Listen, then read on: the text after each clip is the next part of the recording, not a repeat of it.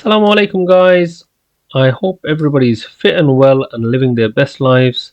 Today I've got a lovely traditional recipe, so stick around to find out.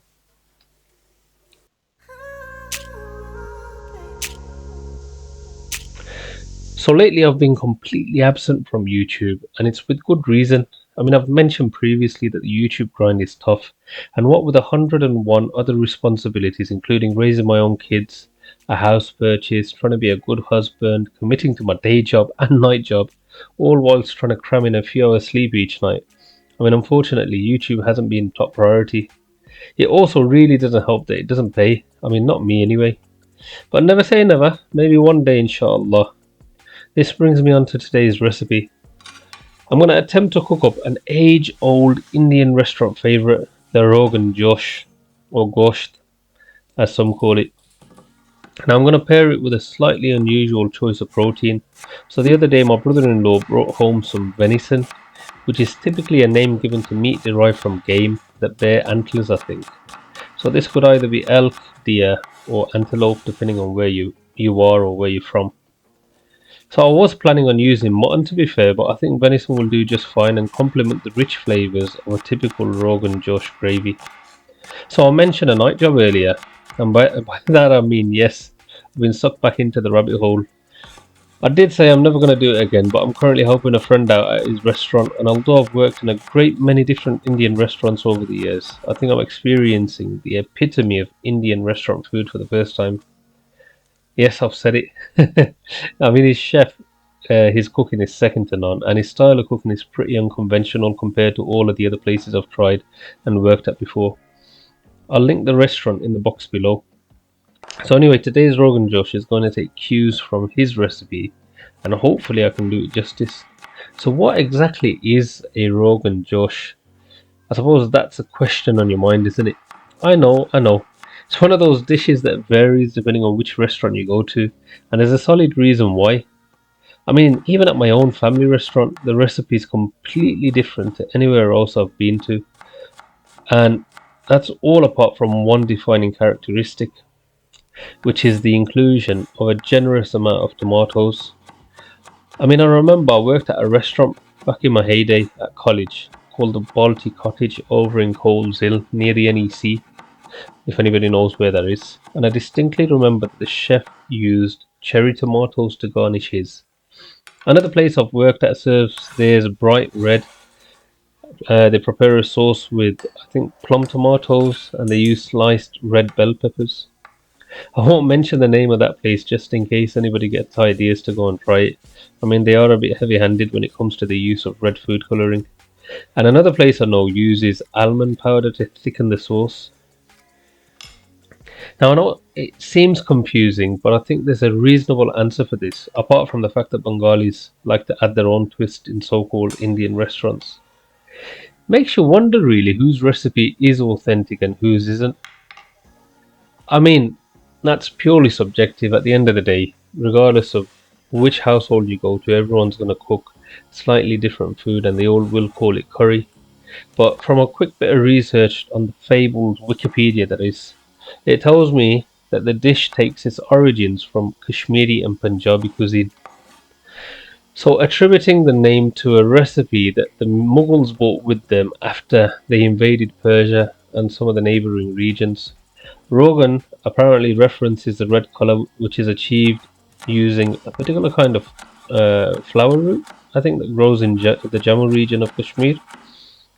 Whilst the Josh part is actually an adaptation of the word gosht, right? And as the dish has travelled to the Western world, it's become Romanized or otherwise adapted to make it easier to pronounce. So other ingredients that you typically find are yogurt, dried Kashmiri peppers, and as I mentioned earlier on, they go heavy on the tomatoes regardless of which recipe I've looked at. And I can imagine that this produces a lovely rich and thick sauce. So as I blast through the mise en place of my dish, I've already had a good idea to boil the meat prior to adding it to the sauce. So I think this is because venison, which is of course game, right? Being a wild animal, I can only imagine that the diet is quite varied and most likely very mineral rich. And this means that most likely you're going to get a sort of weird metallic taste from the meat. So I find, and from experience, the best way of ridding red meat of this kind of smell is to boil it, right? And you drain away all of the scummy water thereafter. Leaves you with nice clean meat. So anyway, some might argue that it's going to compromise the taste of the meat, but hey, I mean, if that's what you're after, you do you, my friend. Yeah, I prefer it this way, and I'm sure many others will too. Anyway, guys, you can see that we've got a hot pan with some oil. I'm going to start the cooking process. I'm just chopped in some garlic and ginger that I chopped up before, so I'm going to let that saute brown just a little bit before we go in with our aromatics. Here we've got a mix of different spices, whole spices, that is. So we've got some bay leaves, some cardamom, some cinnamon, and other various little bits. We're going to go straight in now with the onions and tomatoes. We're going to let that cook down. I will be adding some other bits to it, but of course you can take the visual cues from the video to see what I put in. I mean, quantities, I'm going to be honest, I kind of eyeball things, so it's probably best that you do what works for you. You can see that I like my food just a touch spicy, so we go in with some green chilies. There's a generous sprinkle of salt. Here's what's called panch phoron, or Indian five spice. I'm going to use some tomato puree because it's concentrated and it's going to add a lovely rich color, but also it will add to the flavor of the dish as well.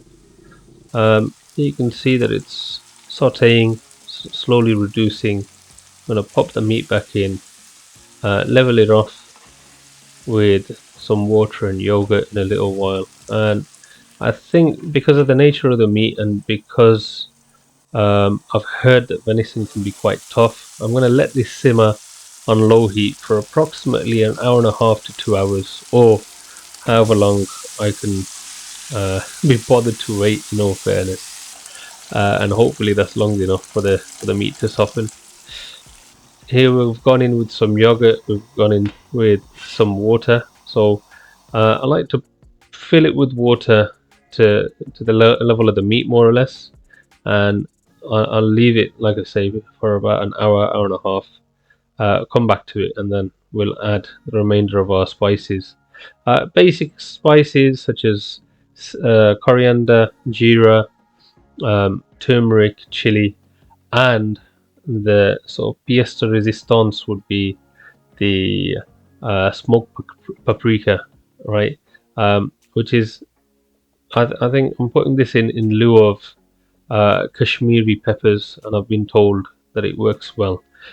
Or I know that it works well because, of course, as I mentioned earlier, at my friend's restaurant, that's one of the key ingredients that's used by the chef. Anyway, guys, enjoy the rest of the video. Give us a like, comment, and subscribe if you can. And until next time, salam.